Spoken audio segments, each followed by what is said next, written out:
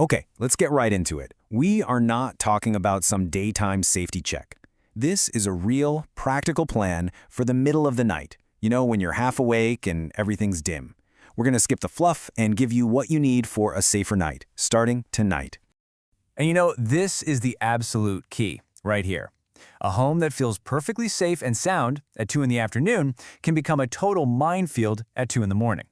The real risks, we're talking shadows, glare, those unseen edges, they only show up when the sun goes down.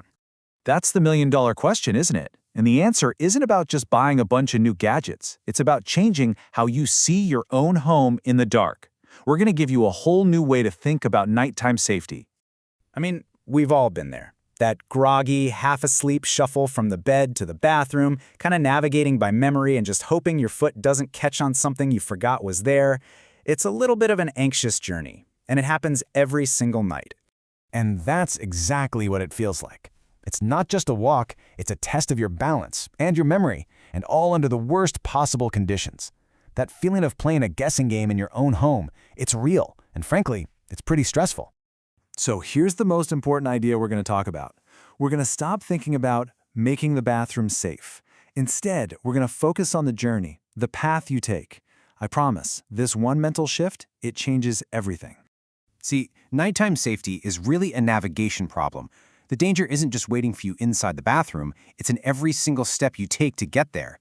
By zeroing in on this path, we can pinpoint the exact moments of the highest risk. Okay, so here's your first action item. Tonight, I want you to actually do this. With the lights off, walk your route and ask these questions. You're not testing your bravery here, you're testing your setup.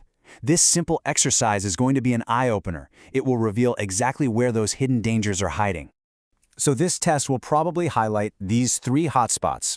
These are the places you are most vulnerable. First, when you stand up all groggy. Second, when you make that turn in the hall. And third, when you enter the new space of the bathroom. These are the places where our fixes are going to have the biggest impact. So now that we've identified the route and its riskiest spots, let's talk solutions. It turns out there are 3 really powerful tools, your new best friends, that we can use to make that path safe and totally predictable. Now this is so important, and it might sound a little weird. At night, brighter is not better. No way. When you flip on a harsh overhead light, it can cause something called contrast shock. It basically blinds you for a few seconds, which makes it even harder to see when you have to step back into the dark. And this just illustrates that difference perfectly.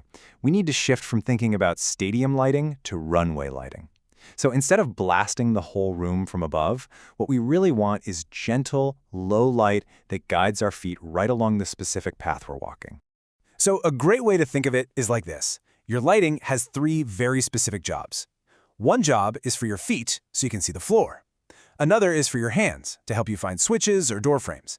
And the last one is for your target, a nice, gentle glow to guide you right to the toilet. No searching required.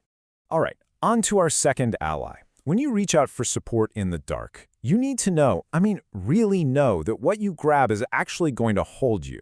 This isn't about how it looks, it's pure physics. And let's be crystal clear about this. Towel bars, soap dishes, toilet paper holders, yeah, they're tempting to grab, but they are absolutely not designed to take your body weight. Relying on them is a really dangerous gamble. Wow, this says it all, doesn't it? A weak handhold can turn a simple moment of instability into a serious injury. A proper grab bar installed the right way is the only thing you should ever trust to catch you, period. Okay, our final ally is contrast. For a lot of people with low vision, the world can look kind of washed out, especially in dim light. Edges just blend together. High contrast cues make your environment legible again, so your brain can process where things are in an instant. And the fixes here can be incredibly simple. Some matte tape on a threshold to define that edge, or a dark bath mat behind a white toilet to make it pop. Maybe a tiny raised dot on a light switch. These little changes make the route so much easier to read at a glance. Now that we have our allies, let's talk about the enemies. These are the common mistakes, the it looks safe setups that can completely sabotage all your good intentions. Here are the 3 biggest culprits. First up, that contrast shock we talked about. You flip on one bright light, it blinds you, and then re-entering the dark hall is a nightmare. The fix? Gentle, low guide lights along the entire route. Next is helpful clutter. You know, those baskets or bags that create brand new, unexpected trip hazards right in your path. The fix here is to enforce a strict one-lane rule. Nothing, and I mean nothing, lives on that walking path. And finally, the infamous sliding rug.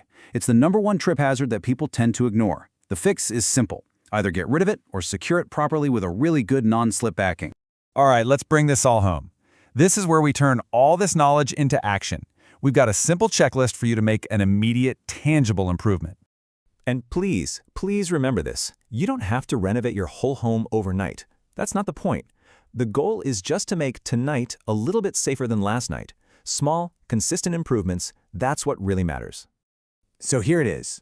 Before you go to sleep tonight, just pick one. Seriously, just one. You could add a simple guide light right where your feet land when you get out of bed. Or you could clear everything out of your walking path. Or just identify the most stable thing near the toilet you can hold on to. Any one of these is going to make a real difference. And that's really the core takeaway of this whole thing.